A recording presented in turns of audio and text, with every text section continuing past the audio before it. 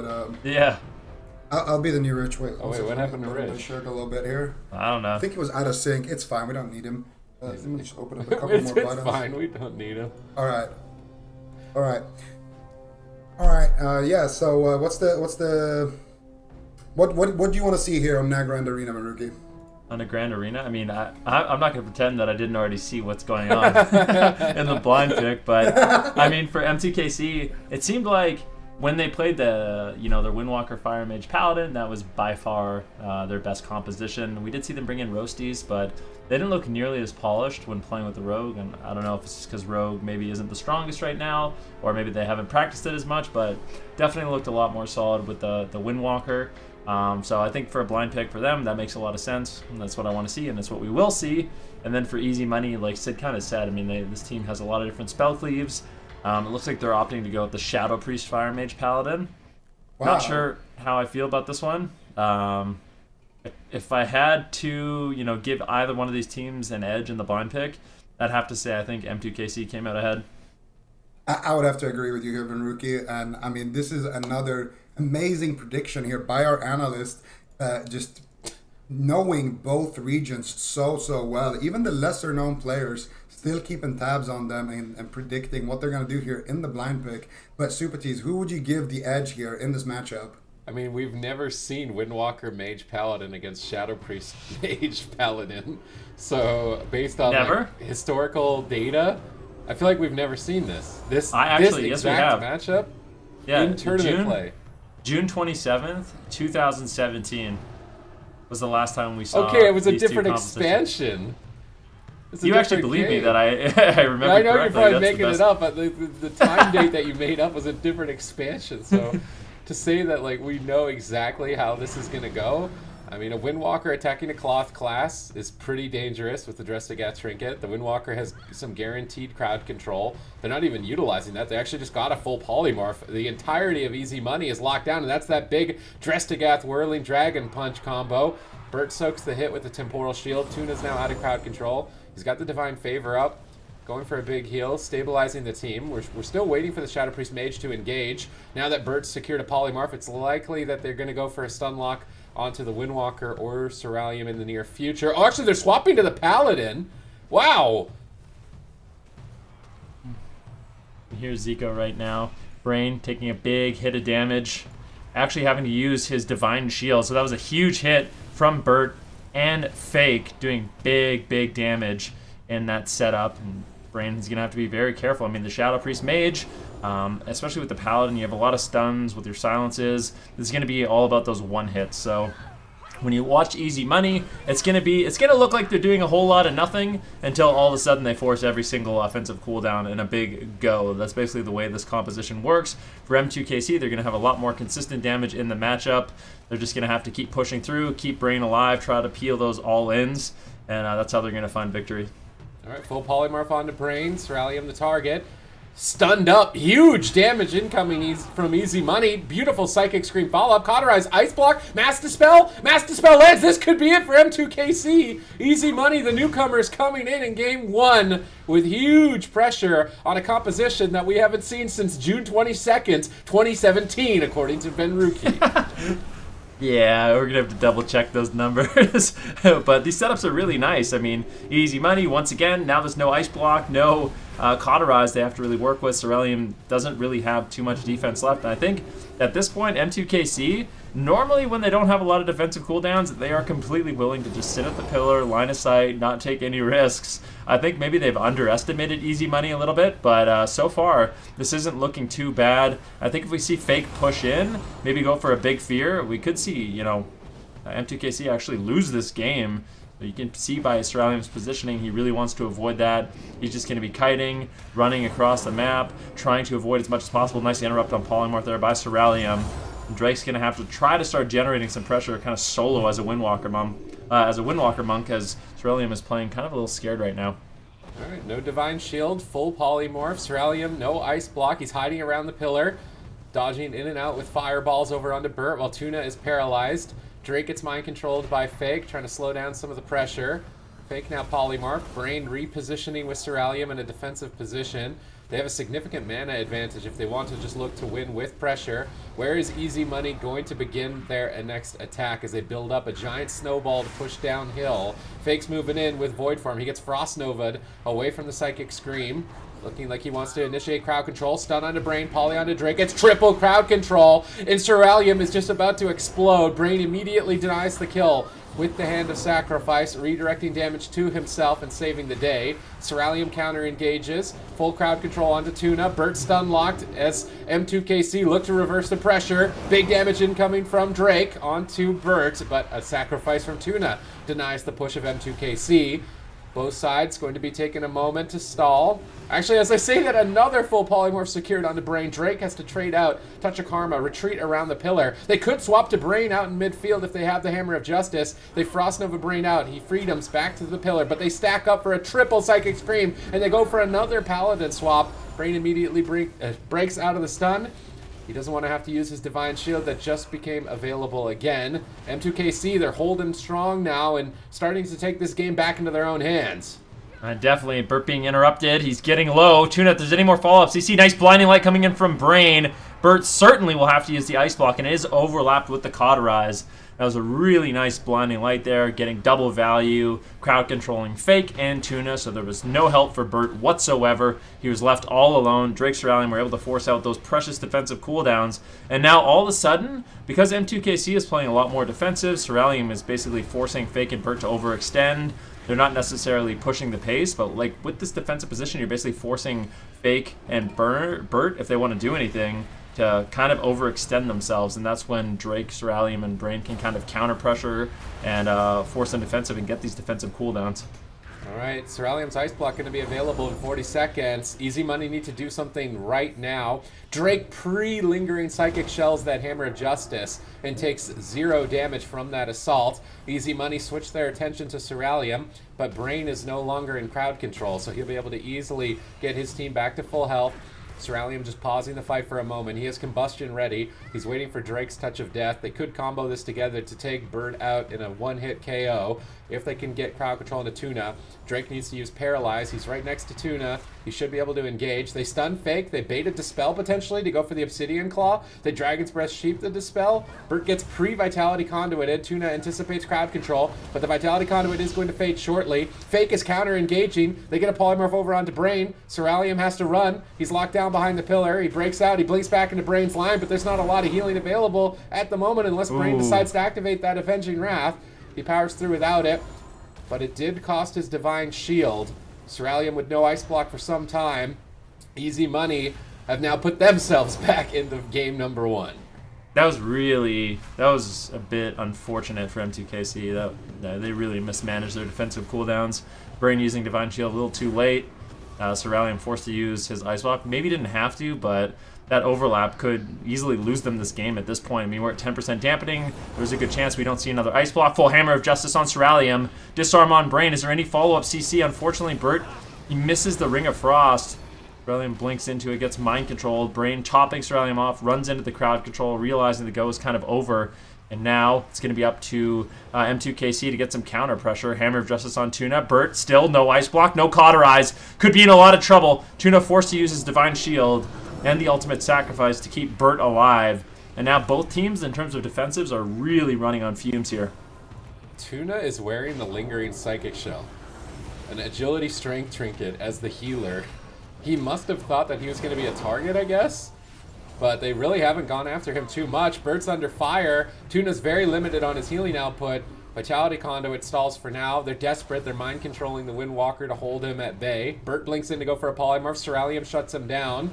They Frost Nova Brain into a stun Ring of Frost, but he gets Ring of Peace into a double leg sweep. Beautiful shutdown by Drake. Burt doesn't seem to care. Both mages are going to pop Combustion and go at each other. Temporal Shield soaks the Combustion here for Burt. Cerealium decides to Polymorph Cerealium. Double Blinding Light. I guess they're desperate, but this is huge pressure incoming from Drake. And M2KC are not going to be thrown off here by the composition that Easy Money brought in game number 1. Initially, it was looking dicey, but then they came up with a good strategy, these hit and runs, and were able to pull it back together 8 minutes Well, in. initially, yeah, the pressure was on them right out of the gate. Zico, let's talk about how this one actually changed from that initial onslaught of pressure to the ultimate result and a victory for M2KC. Well, I feel like actually I was very, very impressed. Easy Money, they had a great start. They had a kind of a good game plan, the good execution all around. It was going well for them, but I think the main thing that they messed up here was their targeting a little bit. I like that they went after the Mage Ceralium, but we've talked about this a little bit in the past. You have to go after 2 players. If you're only going after 1 player, well, when Ceralium doesn't have his ice block, he's just going to run the whole game. Never go for sheep, never go for any offensive, plays. He's just going to stay back and, kind of counter engage. And that's exactly what he did. And then when he had his ice block again, sure, they overlapped it, but that's when he started playing aggro. And I feel like M2KC probably should have lost this game based off of that horrible opener. If they rotated the pressure a little bit better on the side of Easy. Yeah, Money. I think that's a very important thing to keep in mind, though, right? An incredible opener on the side of Easy Money. They're not able to completely close out with it. What do you think that means for the rest of the series, though? When we actually do get into Game 2, we know that it is going to be on Tolvaron Arena. Zico, when you do think about that and you look at that first moment of the game, does that affect what you're thinking prediction-wise? Well, I want to say the first map seems like it's going to matter a lot here. It just depends a little bit on what other comps Easy Money has at their disposal. And I think if all they run is, caster stuff, they're going to be in a bit of a, sticky situation once the game goes to a smaller map. But I think they have Nesper on that roster. So if I was Easy Money, I'd go Tolvir, lock in the same composition, try to get a good win there. And then if, we go to a small map, then they can maybe bring in that rogue and try to play Rogue Mage Pally blind. Okay, very, very important thing to think about. We already do see most of the information here with Tolvaron Arena and the Mew Mew Kitty Cats locking in their composition. Sid, do you agree with what Zico just said, though? I think it's a good game plan. I mean, you can never really go wrong blind locking Rogue Mage Paladin. You do at least have a shot against pretty much everything in the game. But at the same time, would Shadow Priest Mage even be that terrible on a small map? It felt like if they had just gotten on top of M2KC off the initial advantage they built, they would have just ran them over. They decided to kind of just play it chill in the middle and not take any risks, and then that gave time for M2KC. They're not even going to be running the Shadow Priest Mage Paladin, which, I mean, it seems surprising. I actually thought it was looking good for them. Not that the comp they decided to pick now is a bad one. I mean, Mistweaver, Destro, Fire Mage is a great comp, but I would have liked to have seen more from their Shadow Priest Mage overall. And M2KC, how are they going to deal with this comp on Tolvaron? Just run down the Mage, try and avoid the Dark Soul. I feel like they can do similarly to what they did against the Shadow Priest Mage, if not even easier.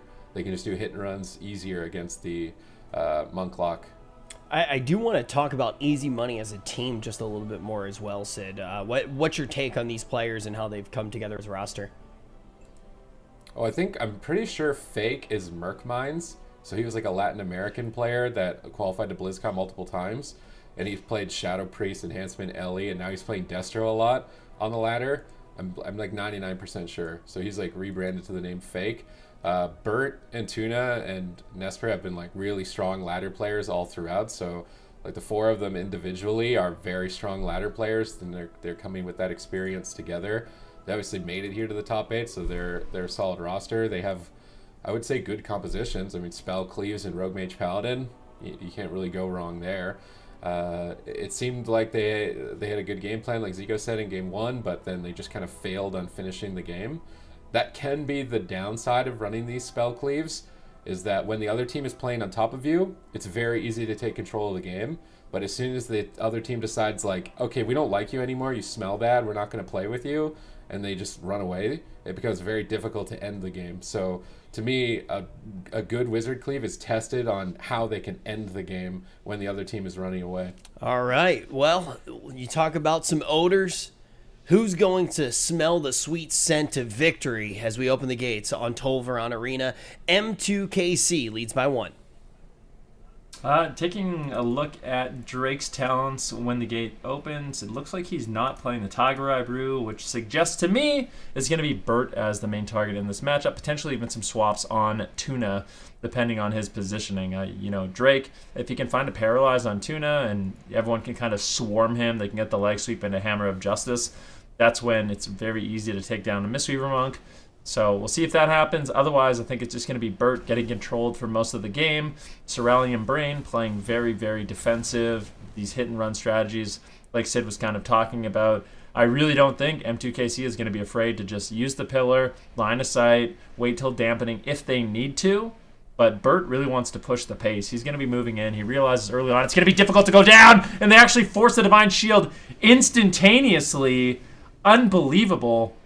There was no peels on Bert. He gets a greater Pyroblast, uses Combustion, Infernal Stun, and they get the Divine Shield in just the first moments of the game. Very nice setup. Ooh, Gladiator Spite over onto Fake on that Destruction Warlock. His Corruption may be overloaded. He gets knocked back into it and rooted multiple times. Thing from Beyond going to spawn. He has to use the Wrathion Cloak, and M2KC are getting a nice punish on that push from Easy Money. Getting that Wrathion Cloak is a major objective with that Spite Trinket strategy.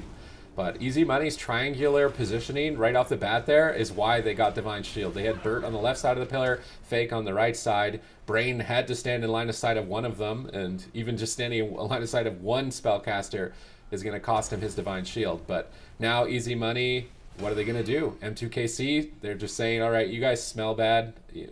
Mage Lock, we don't want to play with you. You're too stinky.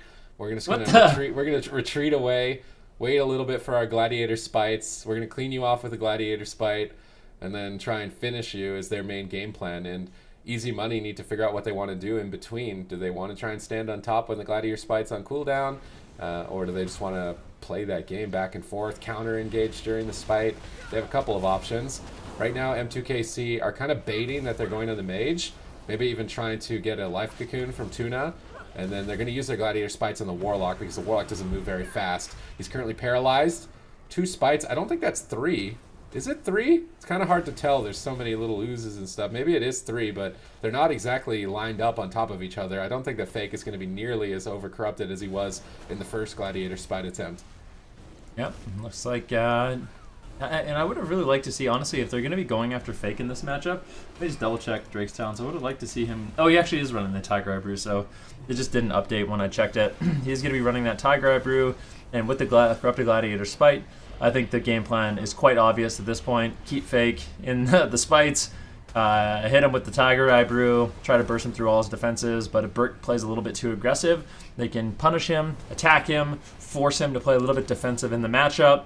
And honestly, I think as this game goes on, I mean, early on it's scary for Brain having to use his Divine Shield, but I think as long as Drake Cerulean aren't stacked up with him, they should be able to peel, Bert getting a greater Pyroblast off and a triple Ring of Frost. I don't think that should really happen. Here it is, Paralyzed Spite attempt, and now it looks like once again it's going to be M2KC who looks to get aggressive here. Well, Fake is able to escape out of that Gladiator Spite pretty easily. They're not getting a good punish on that Wrathion Cloak usage during the first Spite. Just checking Tuna's talents to see it. He should be running the Tiger's Lust. He's not. He's actually running Chi Torpedo. Drake finally being pushed back here, and Easy Money decide to get aggressive. Tuna getting right on top of Brain for a swap to the Paladin. How much damage can they do here? Drake charges in to assist. He can disrupt both Bert and Fake. They're polymorphing the Warlock. Drake is punishing Bert. They protect Brain. Well, he's got no Divine Shield, acting as a helmet for the team. Yep. He's going to be very durable on that Windwalker Monk, and if he ever is in trouble, he can always use the Transcendence to reposition himself behind the pillar, back with his team. To be honest, I really like... Whoa! Big damage on Drake. He hits a greater Pyroblast. Probably a focused greater Pyroblast there by Bert. Drake wasn't expecting it. Goes down to 10% health. And I mean, that's what can happen. If you sleep on a Mage and a Warlock, they can definitely catch you off guard and take you down. So you have to be paying attention the entire game. Can't get tricked by any focus plays. Here it is, though. Fake. He's caught into the Spites in a leg sweep. Looks like he could be in some trouble. The Hammer of Justice comes in as well. Drake just snaring him up as much as possible, rooting him, ropping him back in, and he is going to be corrupted out of his mind at this point. If they get any CC on Tuna, it is, of course, going to be the Life Cocoon. Drake activating the Touch of Death. They're going for a big all-in here, but with no crowd control on Tuna, I just don't see how Fake's going to die. There's just way too much healing from the Mistweaver Monk. If we look at mana, there's a slight lead for Tuna right now, or sorry, for Brain right now. Tuna at some point might have to actually consider sitting down and going for a drink. But with this positioning set, I don't think that's going to be a problem. I mean, and this map, if they ever want to try and stop the drink, they're basically going to have to trade a cooldown to go out into midfield. Overall, this is a good setup by Easy Money. But again, they need to figure out a way to end the game. Is it going to be a Paladin swap? Right now, they've got Drake pretty vulnerable. He's going to portal back, though, out of line of sight. Fake on the right. Bert needs to move in on the left. If they move with that triangle position that they had at the beginning of the game, they could definitely force some cooldowns. Right now, they seem content with just setting up a drink. They're relaying that demonic gateway. Tuna sits down. Drake charges in to try and punish the drink, but already the damage is done. Tuna is back to full mana 6 minutes in.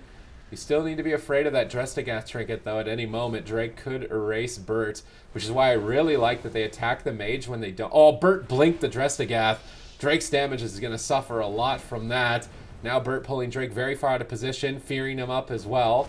Vitality Conduit was used on a Fake there by Tuna. That didn't seem entirely necessary. There was no spites. I mean, that's the only time they're going to really commit damage to the Warlock.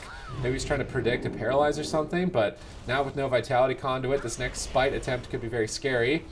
Drake doesn't seem like he wants to go for it, though. He's just going to pull back to the pillar, line of sight the Greater Pyroblasts, wait for a little bit higher dampening before making a move. I'm sure they've acknowledged now that Bert has Combustion available and Fake has Dark Soul available. When those cooldowns are used at the same time, I mean, you can just get deleted from the map.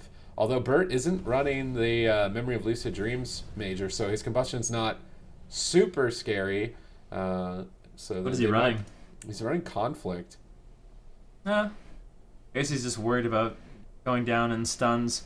The thing is, like, one of the main reasons I see a lot of mages not use Lucid against other mages is because every mage in the game just plays Kleptomania, and there's a bit of a mini game in the match where both mages are just sitting on their Kleptomania spell steal. So the second a mage uses Combust, they immediately spell steal it and cancel aura it. So it's really hard to get a high value Combust in a matchup like this. And I think if you play Memory of Lucid Dreams, it can often not pay off at all. You don't really get too much value out of it. Another setup here on Fake is he uses his gateway to escape. And I feel like Fake, he's not using that much corruption. These spike goes do not look too scary. It just seems like Ceruleum, Brain, Drake, maybe they want to switch their focus. I mean, Tuna at this point, he's playing Relentless, so they could potentially look for a swap on him. If they can get the Everyman for himself out of the way, they can definitely all him, with a Paralyzed, Triple Spite, Hammer of Justice Leg Sweep, something they might want to look at. But potentially just slowly but surely attacking Fake later on in dampening is the consistent strategy they want to go for. It's definitely the way to take the least amount of risk. Infernals activated here by Fake. Drake gonna Fortifying Brew, reduce some of the damage, and stay on Bert. Greater Pyroblast is a much bigger threat than the Destruction Warlock. They polymorph the Warlock, they go after Bert, but he Temporal Shield all of that damage, so he goes back to full health for free. Brain is slowly but surely falling behind on mana, although it's not going to really be of too much impact until probably 30% more dampening. Nice spell lock onto Brain, but Ceruleum, equally good Temporal Shield, just negated all of the damage while his healer was interrupted. Bert's got good positioning on the right side, Fake on the left, and at least one of them should be able to cast here in the near future. Drake rolls up to kick the Greater Pyroblast, now switching over to Fake. Paralyzed, Gladiator Spites, he's not on his Demonic Gateway. They Ring of Peace Drake to try and prevent him from disable rooting Fake multiple times in it, but Ring of Peace bounces Fake right back into Drake's clutches, now stunning him up. He's going to Nether Ward here, trying to reflect a little bit of pressure along with the Life Cocoon and absorb this hit from the Gladiator Spite. Tuna rolls up to stun Drake out in midfield. Big damage potentially. No, Bert's not in position to do too much. He's polymorphed by Ceruleum. Drake pulls out. Brain is now polymorphed in midfield. I would like to maybe see a swap here on the Brain.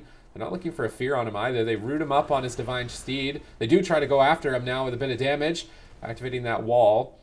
Now we see M2KC completely retreated back behind the pillar, waiting for that Gladiator Spite.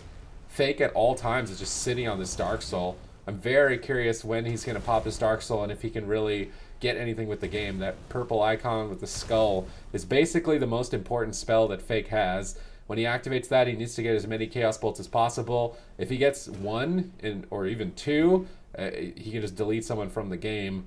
and he hasn't pressed it for just dealing damage reasons yet. He's waiting for the perfect moment, and we have to really wait and see if Fake can find that moment. Here it is, paralyzed into the spite, into a leg sweep. Fake, is he going to be in trouble here? Let's see how much damage they really have.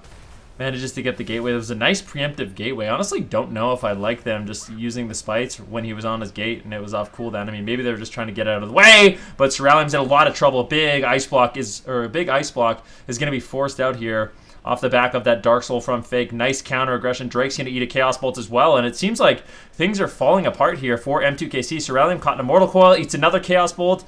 He uses his Shimmer to try to avoid some damage. And Brain, even at 35% dampening with his Avenging Wrath, is easily able to top off his team. Looks like they're going to be A-OK. Brain actually gets interrupted, and he has a big sacrifice on him. If they can push in, they might be able to take Brain down. Burt realizes it. He's trying to position, but let's see if Brain can line of sight. One Chaos Bolt actually lands on Brain. Two, he might just die! That positioning was really unfortunate for Brain. I mean, he didn't. I don't know what happened. It seemed like Burt was being peeled, but he just stood in line of sight of Fake and ate 2 Chaos Bolts. I think if he just line of sighted Fake, he would not have died there. All right. Definitely a bit of a misplay. Yeah, definitely some questions here. Zico, is it as simple as that? Was it just a misplay? Was it bad positioning? What happened in your mind? Well, he kind of got caught. I would have went to my teammates there if I was Brain. Definitely would have been the play there. Like the Warlock, Chaos Bolt, you kind of don't want to, get bolted like 2 times in a row there. The Greater Pyro is kind of a little slower. You kind of don't want to get hit by that either, but it's a little easier to stop. So yeah, no, it was the sack damage though. Like honestly, Dark Soul forced out Ice Block.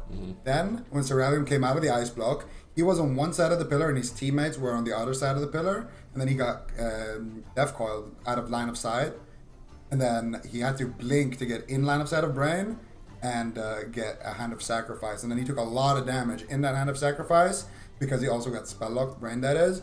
And then after that, he mispositioned, tanked a couple of bolts later, and then died without bubbling. So it just, I think the pressure got to the kitty cats. Yeah, he had his wall as well. I think he just probably thought he was he out had of the everything. wood. All right. Unfortunate. Well, with that in mind, I mean, do we want to see more of this composition from Easy Money? Or do you think that we're going to be getting in one of these situations where we're going to start having a back and forth Supatis? It really depends on if Nesper can be utilized here. Because if they can blind lock a Rogue Mage Paladin, I feel like it has a good chance into Windwalker Mage Paladin. Or we could see Roasties come in. We could see a Rogue Mage Paladin mirror.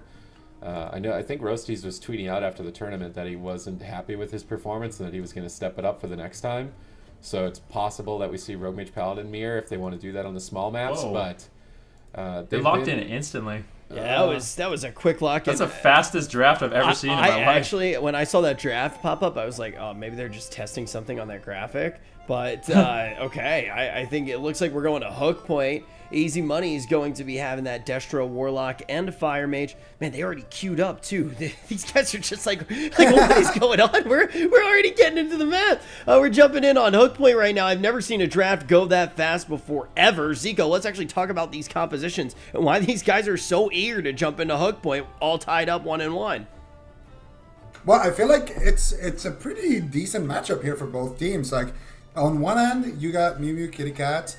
They want to do setups and try to take down the Warlock, and they were doing that with the Spite last time. This time around, I would rather just see them go for maybe... Well, they can still play the Spite, but I don't want to see them base their entire game strategy around the Spite. But then on the flip side, you got Mage Warlock, which is fantastic into a Paladin. You have tons of interrupts for the Pally. You got tons of CC for the Pally. And a Paladin, it doesn't have that many ways to avoid CC. You got a lot of ways to break out of CC. But, once those cooldowns are forced, that is it for the Paladin. So, I think both teams are just kind of content with where, things have landed so far. Well, it's time to get these gates open. Who will pull ahead and get themselves on match point? Easy Money versus M2KC. Well, I think the main problem last game for M2KC is they actually just couldn't... I don't think Tuna went in a single polymorph. We went back and watched that game, the amount of crowd control Tuna went into, I could probably count on one hand. And I think a large part of that is just the map. They were just banking on, hey, we're going to spite and then do unhealable damage, but that didn't work at all. On the smaller map, I really want to see crowd control on Tuna when they go for these big all-ins on a fake, and I think it's going to make, obviously, a world of difference. So Burt got a polymorph from stealth, but fake and Burt really couldn't capitalize on it too much as Cerulean just retreated away. Burt now being pushed back by Drake. Fist of Fury damage out there. Tuna repositions and easily heals through it. I want to keep my eyes on Cerulean. He's kind of going to be the playmaker of the team on this map. Can he get on top of Tuna and find the polymorphs that he couldn't on Tolvaron? Currently seems to be content with just lobbying on fireballs. Maybe waiting for Drake to say that he's ready to do some damage, but Tuna rolls up to stun Drake. Huge pressure there. He immediately has to use his Everyman for himself and Touch of Karma together. Now that's a 3-minute cooldown to escape one leg sweep. He can be leg swept at least 3 more times in that downtime, and that's going to be very dangerous for him. Cerulean is trying to push out towards midfield, potentially looking for crowd control, but he got intercepted. Now deciding maybe to retreat away. He's still playing out in midfield, double leg sweep, so he's got a little bit of time to just lob out some pyroblasts and ramp up some damage. Doesn't look like he's content yet to just go for crowd control. Brain and Cerulean are playing it very cautiously, and they kind of have to. Burt blinks in, though. He's going to get aggressive. Polymorph lands onto Brain. Fake repositions. Burt tries to lay a Ring of Frost to trap them all, but he gets interrupted for a moment by that Dragon's Breath. Another polymorph found by Burt. Greater Power Blast interrupted, though. Cerulean feared. Burt temporal shields the Fist of Fury. Polys Drake away on his Storm, Earth, and Fire. Full fear now onto Brain. They've been getting really good crowd control on Brain. They just need to execute a bit of damage. There's the damage over on Cerulean. 1 Chaos Bolt and a Greater Pyro Blast. Brain immediately responds with the Hand of Sacrifice, but now as Easy Money made their push, Cerulean counter-engages, finding a polymorph onto Tuna. They stun Burt with no way to escape, but it's actually M2KC that are just being annihilated despite finding the polymorph. Easy Money are looking strong on this Mage Warlock Mistweaver. Yeah, they really are. I mean, the burst damage, the crowd control, the denial of crowd control on Tuna. It's been looking really good here for Burt, Fake, and Tuna so far. We're all tied up 1-1 in this best-of-5 series. We'll see if M2KC can claim victory on the smaller map. If not, I'm going to be really worried for them in this series. Double Shadow Fear coming in onto Cerulean, onto Brain. Full Fear now onto Cerulean. It looks like they're just going to be going after Drake. He's in the midfield. They want to try to punish that, force him away. Burt now looking for a polymorph. Unfortunately, there was good line of sight there by Brain. Burt gets denied, and now he's a bit overextended, forced to run away once again. This is exactly what you want to do. If you're being targeted by the melee against a composition like melee mage healer, you want to position far away so your warlock can actually help you as much as possible. Burt taking a huge chunk of damage, but Tuna with a very beautiful shield onto Burt. That life cocoon is going to be very, very important for him to survive. Even though he went into the polymorph, with that preemptive shield, Burt is going to be completely full health and should be just fine during this setup. All right, let's see if they can keep it up here. Double Mortal Coil. Fake needs to be the playmaker here as the Gladiator Spites are not likely being played this time around, so the Warlock is going to be left open, and he can be the hard carry for Easy Money. Let's see what Fake can really get done here. His Dark Soul's coming up in about 16 seconds, but currently double Dragon's Breath. Cerulean and Brain pull back to the pillar. Cerulean in a position where he could catch Tuna, and he does. Full polymorph landed there, catch of the day. Drake, though, trying to push forward to swap to Tuna. He breaks out of the Hammer of Justice with his every man for himself, but again, he can't do that very frequently.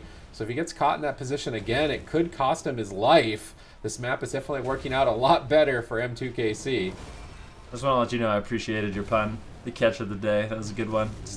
You know, in case anyone didn't catch it, definitely wanted to call it out. And take a look at the map. We're about 50 seconds away at this point from dampening. Both healers around 80% mana, and on the smaller map, it's very unlikely we're going to see either one of them drink. We haven't seen it come down to mana just yet, though. It's all going to be about those setups so far. Drake eats 2 Chaos Bolts, taking a little bit of damage. Actually, a full polymorph snuck in. Nicely done, but it looks like a preemptive Vitality Conduit. Nicely done by Brain. That's going to heal Drake to full, even though he was in a full polymorph. It's just such great healing from that essence, and that will keep him alive. Greater Pyroblast onto Cerulean. Big damage. Is he going to retreat away while Brain is feared? He's boldly pushing forward. They catch Tuna. They get him out, and they blast him down. Hook, line, and sinker. M2KC move to match point. Yeah, let's actually talk about how they were able to do it. This has been a very interesting series, Zico. I think we're seeing a series that's been going back and forth. Let's actually break down what happened in this game and then try to actually look ahead as to why this series has been so back and forth. But how did this one come to a close, Zico?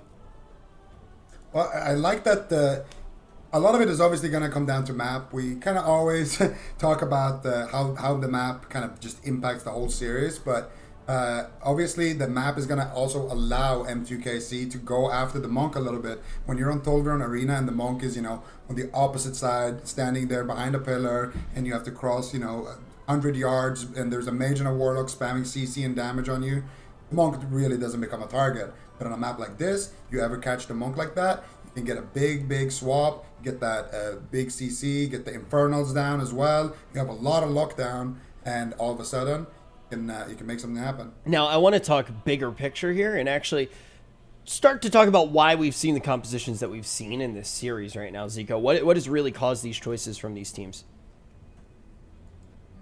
Honestly, I don't know what Easy Money's angle is here, because this is the game where I would, it's what we were talking about already after the first game. I was like, yeah, I can definitely see us going to a large map, then Easy Money picking up a win there, and then us going to a small map. And on the smaller map, I would have loved to see Rogue Mage Paladin here, just because it feels like the Rogue Mage Paladin can do, easier hit and run. It's just a solid comp to, blind lock, and I know Nesper is really solid on that Acerog, so that's what I was expecting to see. I don't know why they went with the Mage Warlock, but the map definitely didn't help them. Okay, now Ashmane's Fall, Supatis, is going to be the next map that we do go to, and it's on Easy Money to lock in their composition right now and stay in this one. What do you think they will bring here? I mean, they just repeat Tolveron. I feel like that's their plan, and then we probably see the Spite strategy come back again, and then M2KC are just banking on over-corrupting. Although, what I want to see from Tuna is switch to the Tiger's Lust. He did that last game, actually, so he was anticipating the Spites. It's very important to have the Tiger's Lust to try and get your Warlock out of one of the disable routes as quickly as possible and just sprint them. Fake could also opt to play Portal if he wanted to on this map, the Demonic Circle instead of the Mortal Coil. Lose a little bit of crowd control, but you pretty much guarantee that Spite is going to just do nothing. So it seemed like it did do nothing when they played. It did, yeah. The first Spite was the only one that I think mattered, and then he had his cloak for it, and then they never got a good Spite again, pretty much. It didn't even seem like they were doing a bad job with it. It just didn't seem like Fake was really using... He was probably using 0 corruption. I mean, to the point where he was at 0, so probably wasn't using very much. And I feel like he doesn't really have to. He doesn't have to use too much versatility in this matchup. Not going to be taking a ton of damage from the Fire Mage and the Windwalker, especially because it just feels like Aurelium and Drake, they can't afford to sit consistently on Fake for a long time. Like if we were seeing a Warrior Mage, it's a little bit different. The Warrior playing really high versatility, having defensive stance and spell reflect, it's a little bit more durable than the Windwalker Monk to just take punishment in the midfield. Whereas the Windwalker Monk is going to be a lot more about the hit and run. When you don't have Diffuse and you don't have Touch of Karma, that's when it becomes really scary. And that's why we're seeing M2KC having to play a little bit more defensive. I think what I liked from M2KC on the small map is the fact that they actually went after Tuna. They really punished them in that all-in. I think that's kind of what their comp specializes in. The leg sweep, Hammer of Justice, and the amount of bursts these 3 classes have. They need to just try to go for that all-in one-shot. They could potentially do it on Fake, but I just think if they're not going for any crowd control on Tuna, there's just no way that Fake is going to go down. They have to play a little bit aggressive, get the crowd control on Tuna when they want to do these goes. Otherwise, I just don't see them really taking Fake down. Mage Lock and a big map are one of the greatest pairings, almost as great as Bert and Ernie. Paralyzed over on a Tuna initially as M2KC lead the assault. Temporal Shield and Vitality Conduit are easily going to negate any damage onto Bert here. Nice Shadow Fury into Fear, but they overlap it with a Polymorph. It may not matter if Seralium and Drake aren't careful with their positioning. They're trying to pull back. Tuna rolls up for a leg sweep. He knocks Brain out into the open. Beautiful swap over to the Paladin. They need just a bit more damage to get that Divine Shield. It doesn't look like they're finding it just yet. Brain gets feared for a moment. Greater Pyroblast. Brain is out in midfield still. Greater Pyro about to finish. Bert blinks out of range of Drake's interrupt. He's going for another one, but Brain ducks around the corner. He's looking all right. Pyro's now over onto Drake. He lingering Psychic shells it, absorbs the hit. Trying to pop that Storm, Earth, and Fire. Bert goes for a Frost Nova on it, but it looks like it was maybe a little bit too fast. His images aren't rooted up. Drake now caught in a Polymorph. He pre-fortified Brew, so he anticipates some damage on himself. They could set up out of the Polymorph with a Greater Pyroblast. Drake line of sights Bert's Blink, then goes immediately back on target. Seralium pushing forward into midfield. It's so difficult on this map, though, for Brain or Seralium to do what they were able to do on Hook Point to Tuna. They're going to have to find a win condition. I think outside of killing the Mistweaver, which is so challenging. A Fire Mage and a Warlock with a Monk backing them up with no crowd control. Oh, the Paralyze is good crowd control, though. Cerulean blinks in to try and follow up. He gets shut down by Bert. Bert's Temporal Shield heals him back up to full. No necessary trade there. Fake is still sitting on his Dark Soul, still sitting on his Infernal for a counter engagement. Vitality Conduit on Drake during that leg sweep, beautifully timed by Brain. Drake takes no damage. Now Easy Money switched to Cerulean as his defense is limited. He Temporal Shields, but he was already kind of low. He's going to line of sight. Brain gets feared out into midfield. Is Tuna going to roll out here and try and stun Brain out in the open? Doesn't look like it. Instead, go after Cerulean. He's still down at half. Brain has been holding on to Avenging Wrath. I really think Easy Money are trying to bait Avenging Wrath without using Dark Soul, and then they're going to go for the Dark Soul. But Brain is not falling for that bait whatsoever. Yeah, I mean, if he can heal through the damage without it, he probably will end up doing that. And it's a good decision by him if that is what they're deciding to do. I almost wish with the strategy M2KC was playing that Cerulean would be playing Greater Pyroblast. You could just, sit at the pillar, throw Greater Pyroblast. Eventually, maybe some would sneak through with how Bert and Fake are playing. They're not playing, overly aggressive. Then they could maybe even bait out a lot of those interrupts. Because it seems like Cerulean, he's not being interrupted at all. Fake and Bert always have a stop for his Polymorphs when he pushes in. And if he actually had that threat of Greater Pyroblast, maybe when he pushed for crowd control, they might have already used those interrupts onto him. So maybe an adaptation we might see. We'll have to see. Unfortunately, not going to have it for this game. Cerulean's going to get some Polymorphs onto Fake, try to get control of the game. Bert does manage to... Ooh, nice shimmer there. He's going to go for that Greater Pyroblast. Cerulean shimmers through at the last second, and actually there it is. Full Polymorph sneaks in. Very nicely done. But Cerulean's getting counter-pressured.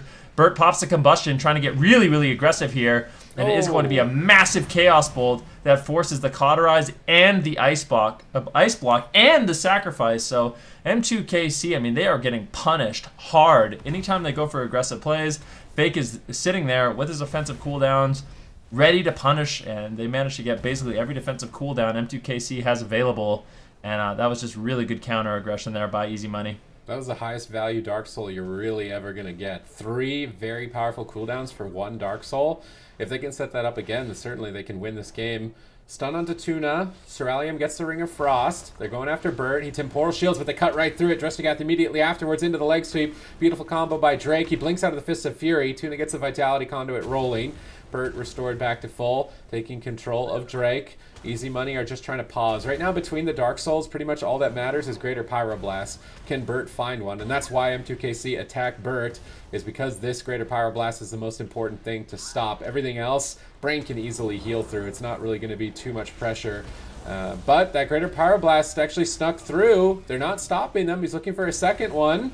There's no counterspell. Multiple Greater Pyroblast. Brain gets feared. Drake portals back. Bert blinks in. He's going to poly Brain out of the fear, I believe. Ring of Peace denies Tuna from pushing up for a double leg sweep. Bert sneaks in for a poly. Cerulean is very low. Remember, they overlapped so many cooldowns earlier. It could cost Cerulean's life here and now. He breaks out of the stun. He blinks back around the corner. He's waiting for Brain to come out of the polymorph. He doesn't have much throughput. If he gets spell stolen on this Divine Favor, it could spell doom for them. As we see Dark Soul coming up in 16 seconds, and they still have pressure right now. Combustion not available for some time, unfortunately. Tuna repositioning, not wanting to stack up for a hammer, but Cerulean actually blinks over to sneak a polymorph, popping his Combustion immediately to go after Bert. But Bert not even getting scratched during that assault. Perhaps now with some follow-up he will. Nope, crowd control's over. Dark Soul's popped, but Fake doesn't fake the Chaos Bolt. He's waiting for that counterspell. Maybe he can find one still. Cerulean's on the run. Tuna's rolling up as well, trying to get some damage out. Brain fully feared, but he got the sacrifice. They need to switch to Brain. How much damage do they have to dish out here? Fake needs to find a Dark Soul. He goes for the fear on Brain. Chaos Bolt with Dark Soul. Paralyzed for a moment. He really needs to find it. He's not going to. M2KC navigate through another Dark Soul successfully. Yep, they managed to survive, and that's the most important thing. If you can survive the Combustion, you can survive the Dark Soul. That's when all of a sudden Drake, Cerulean, and Brain, they can afford to play a little bit more aggressive, as there isn't that threat of that massive one-shot. Tuna and Brain, now at about 8% dampening, are doing quite well on mana, still hovering around 90%. With a full fear on Brain, though, Cerulean's got to be feeling a little bit scared. Does get Mortal Coiled behind the pillar, a bit unfortunate. Tuna actually pushes in, and Cerulean's able to get a Dragon's Breath Sheep for free. Now Fake could be in some trouble. They get another Polymorph. They manage to do so. Bert tries to save the day with a double Dragon's Breath. Fake could be in a little bit of trouble here, but Tuna with the beautiful Life Cocoon keeps him alive. 11% dampening right now. Drake still with a lot of defensive Ceruleum. I think it's just likely Sid. We're going to see him sit at the pillar until that Cauterize and Ice Block are back available. Yeah, we play it safe here. They're on match point, so if they can just find that ultimate one-shot, they could still take it here, even on the map disadvantage. Drake targeted, but now going after Fake with Touch of Death, and Drake is playing the Tiger Eye Brew, so deeper into dampening, he's going to be able to penetrate through the increased armor of the Destruction Warlock, potentially taking him out. I mean, they got Unending Resolve. That's a very powerful cooldown to get out of the way exactly at this moment, where dampening will begin to amass quite high. Brain getting set up on. Ceruleum disrupts the Pyroblast, though, with the Dragon's Breath. Brain line of sights at the pillar. Drake retreating as well. But Fake and Bert are positioned very well. Fake on one side of the pillar, Bert on the other, and there's really nowhere Brain can go. He's feared on his Avenging Wrath. Greater Pyroblast being channeled. Line of sighted, though, at the pillar by Ceruleum and Drake. Bert now looking for Polymorph, not finding it. Brain dodges it with the Divine Steed. Picks Drake back up with a big heal on Avenging Wrath. Greater Pyros, though, in onto Drake. Is he going to use the Karma? Not just yet. Brain powering through. Tuna not caught in a poly. Bert stunned up with no trinket. They're going after Fake. He's going to Mortal Coil Drake away. Look for some spam fears onto Ceruleum to break the polymorph chain, and they do disrupt it. Tuna knocks Drake away from himself. Great teamwork there to get Tuna out of crowd control, but it will cost Tuna a lot of mana to heal this damage deep into dampening. Perhaps M2KC can win with just sustained pressure on the Warlock. Nice Ring of Peace, stacking up Bert and Fake for a double leg sweep. Meteor lands as well, but Bert Temporal shields it. I feel like Tuna hasn't even had to use his Life Cocoon this game. He's been sitting on it for some time. He may need to start thinking about it, though, as dampening gets higher. Drake rolls over to interrupt the Greater Pyroblast and immediately goes back to the Warlock, really trying to benefit from that Tiger Eye Brew at the moment. Now retreating back with the team. Greater Pyroblast can't be stopped. It's in the sky. Bert rolling over to the right side, Fake on the left. Where are you going to hide, M2KC, as dampening continues to rise? Yeah, I mean, I kind of want them to reposition to the bigger pillar. I don't know if this is the greatest positioning for them. It seems relatively easy for Fake and Bert to push in. Don't really have to overextend too much, and this is what can happen. Really, I'm in a bit of trouble here, but the Vitality Conduit should be enough. Now it's Bert. He's under fire. He's got the Temporal Shield. They get the Cauterize. Beautiful Drestigath. It is going to be the Ice Block as well. Beautiful offensive push. Brain holding on to that Blinding Light for such a long time in the match. Surprise. They managed to get Bert into an Ice Block, get his Cauterize, and now all of a sudden the game is looking like it is in M2KC's favor. If they can just wait for crowd control once again, wait for the Blinding Light, wait for the Paralyze, the Hammer of Justice, I think Bert's going to be in a lot of trouble. I mean, Combustion's going to be resetting here for Ceruleum. They got Touch of Death ready to go. And all of a sudden, Bert's going to have to play very, very safe in this matchup. Multiple Greater Pyroblast casted there. Drake's going to trade Touch of Karma. They're just polymorphing it. They know they can't kill him. Get control of the Windwalker during that cooldown and then try and set up. He blinks Drake's roll, but Drake Ring of Pieces him right back into his clutches for a potential Spearhead strike, but now wants to portal away. He's very afraid of a Dark Soul. He was getting baited into a bad position, so M2KC are going to smartly retreat. Now, Tuna should drink while M2KC are retreating. Just threaten them with full mana later into the game. I think that's what he's trying to do, but Fake is interrupted. Life Cocoon comes out onto Fake, but they make the mistake of stacking up for a double leg sweep. Drake has been getting a lot of double leg sweep punishes here on Ashamane's Fall on match point. I'm not sure how much longer Easy Money can afford to make these mistakes. Tuna now polymarked, Fake interrupted, but they're counter-aggressing Drake. Brain Vitality Conduits, he pushes in, but he gets caught into a polymorph. Where are Easy Money going to go after? Is it going to be Brain? It is Brain. Tuna rolls up for a stun out in midfield. They may be able to get the Divine Shield if Bert gets out of these polymorphs anytime soon, but not able to. Brain now back at the pillar, picks himself back up. Bert Ring of Peace on his Greater Pyroblast. Drake deciding whether or not he wants to retreat or continue the assault onto Bert. They still have a 3-minute window before an Ice Block. They would like to get a kill. Polymorph found onto Tuna. Nice job by Ceruleum. Combustion popped as well. He's right on top of Tuna. Brain moves in as well. They could swap, but it doesn't look like they want to. They want to continue attacking Bert, who doesn't have Ice Block. He Temporal Shields. Is it going to be enough? It goes off. He heals him for quite a bit. Tuna has Life Cocoon if he needs to. Drake on the back foot has to Karma. Retreats back around the corner. M2KC a little bit afraid right now. Dark Soul got popped, though, so they can just wait out the Dark Soul and make a big push afterwards to kill Bert. But what do they have to get a kill? There's no Combustion. There's no Touch of Death. Despite having some good plays in the late game here, they're just lacking the ability to close it out. Yeah, I mean, it is really difficult, especially against, a Mage Warlock Mistweaver that's positioning far away. you really have to push in and get aggressive, but it's really, really difficult. I mean, look at the positioning of Tuna and Cerulean right now, but they're just pushing through. Burt might just die. Just to paralyze? What is this damage? That was all Drake just moving in, doing massive burst, almost soloing Burt there. I didn't see Cerulean really contribute.